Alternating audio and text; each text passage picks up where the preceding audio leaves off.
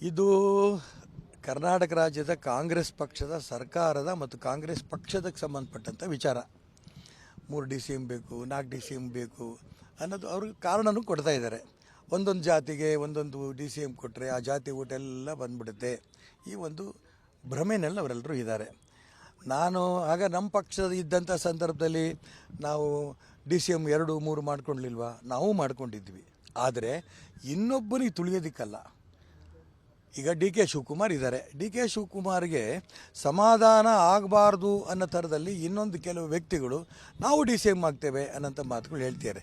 ಅವ್ರು DCMಗಳಾಗಲಿ, ನಾನು ಬೇಡ ಅನ್ನಲ್ಲ. ಆದರೆ DCM ಆಗೋಂಥ ಉದ್ದೇಶ ಅವ್ರು DCM ಆಗಬೇಕು, ಜನರನ್ನ ಆಡಳಿತಕ್ಕೆ ಅಭಿವೃದ್ಧಿ ಮಾಡೋದಕ್ಕಾಗಿದ್ದರೆ ಅವ್ರ ಕೇಂದ್ರ ನಾಯಕರು ಅದು ಗಮನಿಸಲಿ.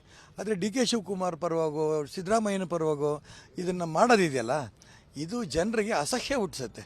ಏನಪ್ಪ ಇವರಿಗೆ ನಾವು 135 ಸೀಟ್ ಕೊಟ್ಟಿದ್ದೀವಿ, ಆದರೂ ಕೂಡ ಹಿಂಗೆ ಇವರು ಬಡದಾಡ್ತಿದ್ದಾರೆ ಅನ್ನೋಂಥ ಭಾವನೆ ಕಾಂಗ್ರೆಸ್ ಪಕ್ಷಕ್ಕೆ ಜನರಿಗೆ ಅದ್ರ ಬಗ್ಗೆ ಒಂದು ನೋವಾಗತ್ತೆ. ಅದಕ್ಕೋಸ್ಕರ ನಾನು ಹೇಳ್ತೀನಿ, ನೀವು DCM ಆಗಬೇಕಾ, ಕೇಂದ್ರ ನಾಯಕರು ಕೂತ್ಕೊಳ್ಳಿ, ನಿಮ್ಗಿಂತ ಚೆನ್ನಾಗಿ ಅವರಿಗೆ ಅನುಭವ ಇರುತ್ತೆ. DCM ಯಾರು ಮಾಡಿದ್ರೆ ಒಳ್ಳೆಯದು, ಯಾವ ಜಾತಿ ಮಾಡಿದ್ರೆ ಒಳ್ಳೆಯದು, ಅವರತ್ತಿಗೆ ಹೋಗಿ ಖಾಸಗಿಯಾಗಿ 4 ಗೋಡೆ ಮೇಲೆ ಕೂತ್ಕೊಳ್ಳಿ. ನಾವು DCM ಆಗಬೇಕು ಅನ್ನೋದನ್ನು ಎಂದೂ ಕೂಡ ನಾವು 3 ಜನ ಆದಾಗಲೂ ಕೂಡ ಬಹಿರಂಗವಾಗಿ ನಾವು ಬಡದಾಡಲಿಲ್ಲ. ಕೇಂದ್ರ ನಾಯಕರು ಯಾರನ್ನು DCM ಮಾಡಬೇಕು, ಸಂಘಟನೆಗೆ ಯಾವುದು ಒಳ್ಳೆಯದಾಗತ್ತೆ, ರಾಜ್ಯದ ಆಡಳಿತಕ್ಕೆ ಯಾವುದು ಒಳ್ಳೆಯದಾಗುತ್ತೆ, ಅವ್ರೇನು ಹೇಳಿದ್ರು ಆ ಪ್ರಕಾರ ಮಾತ್ರ ನಾವು DCMಗಳಾಗಿದ್ದೇವೆ. ನಾವು ಯಾರೂ ಕೂಡ ಜಾತಿಗೊಬ್ಬ ಆಗಬೇಕು, ಆ ಜಾತಿ ಕೊಟ್ಟರೆ ಆ ಜಾತಿ ಓಟೆಲ್ಲ ಬರುತ್ತೆ, ಅದು ಹೋಯ್ತು ಕಾಲ, ಅದೆಲ್ಲ ಹೋಯ್ತು, ಕಾಲ ಹೋಗಿದೆ. ಅದಕ್ಕೋಸ್ಕರ ನಾನು ಹೇಳೋಕ್ಕೆ ಇಷ್ಟಪಡ್ತಿರೋದು, ಬಹಿರಂಗ ಚರ್ಚೆಯನ್ನು ಪಕ್ಷದ ವೇದಿಕೆಯಲ್ಲಿ ಆಗೋದನ್ನು DCM ಬಗ್ಗೆ ಕೇಂದ್ರ ನಾಯಕರು ಬಿಟ್ಟುಬಿಡಿ, ಅವರೇನು ತೀರ್ಮಾನ ತಗೋತಾರೋ ಅದಕ್ಕೆ ಬದ್ಧರಾಗಿ. ಇದು ಕರ್ನಾಟಕ ರಾಜ್ಯದ ಕಾಂಗ್ರೆಸ್ ಪಕ್ಷದ ಸರ್ಕಾರದ ಮತ್ತು ಕಾಂಗ್ರೆಸ್ ಪಕ್ಷದಕ್ಕೆ ಸಂಬಂಧಪಟ್ಟಂಥ ವಿಚಾರ.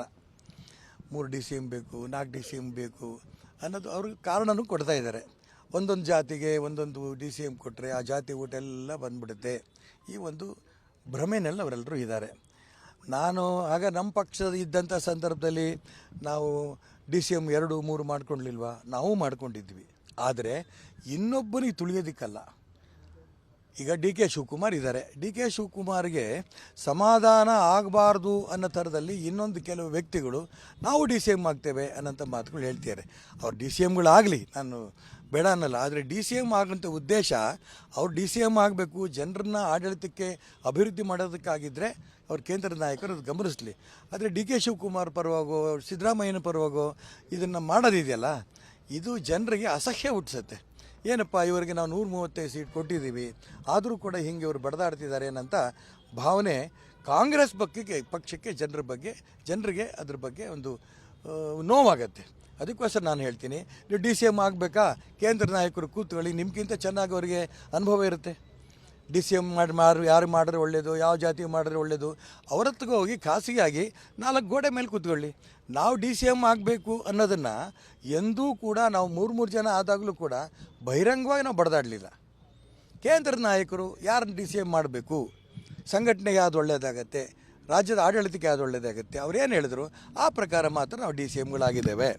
ನಾವು ಯಾರೂ ಕೂಡ ಜಾತಿಗೊಬ್ಬ ಆಗಬೇಕು, ಆ ಜಾತಿ ಕೊಟ್ಟರೆ ಆ ಜಾತಿ ಓಟೆಲ್ಲ ಬರುತ್ತೆ, ಅದು ಹೋಯ್ತು ಕಾಲ, ಅದೆಲ್ಲ ಹೋಯ್ತು, ಕಾಲ ಹೋಗಿದೆ. ಅದಕ್ಕೋಸ್ಕರ ನಾನು ಹೇಳೋಕ್ಕೆ ಇಷ್ಟಪಡ್ತಿರೋದು, ಬಹಿರಂಗ ಚರ್ಚೆಯನ್ನು ಪಕ್ಷದ ವೇದಿಕೆಯಲ್ಲಿ ಆಗೋದನ್ನು DCM ಬಗ್ಗೆ ಕೇಂದ್ರ ನಾಯಕರು ಬಿಟ್ಟುಬಿಡಿ, ಅವರೇನು ತೀರ್ಮಾನ ತಗೋತಾರೋ ಅದಕ್ಕೆ ಬದ್ಧರಾಗಿ. ಅನುಕ್ಷಣದ ಸುದ್ದಿಗಳಿಗಾಗಿ ವಿಸ್ತಾರ ನ್ಯೂಸ್ ಯೂಟ್ಯೂಬ್ ಚಾನೆಲ್ ಸಬ್ಸ್ಕ್ರೈಬ್ ಮಾಡಿ. ಹೊಸ ಸುದ್ದಿಗಳ ನೋಟಿಫಿಕೇಶನ್ಗಾಗಿ ಬೆಲ್ ಐಕಾನ್ ಕ್ಲಿಕ್ ಮಾಡಿ. ಲೇಟೆಸ್ಟ್ ಅಪ್ಡೇಟ್ಸ್ಗಾಗಿ www.vistaranews.com ವೆಬ್ಸೈಟ್ಗೆ ವಿಸಿಟ್ ಮಾಡಿ. ಅಂಗೈಯಲ್ಲೇ ಜಗತ್ತಿನ ಸುದ್ದಿ ತಿಳಿಯಲು ವಿಸ್ತಾರ ನ್ಯೂಸ್ ಕನ್ನಡ ಆಪ್ ಡೌನ್ಲೋಡ್ ಮಾಡಿ.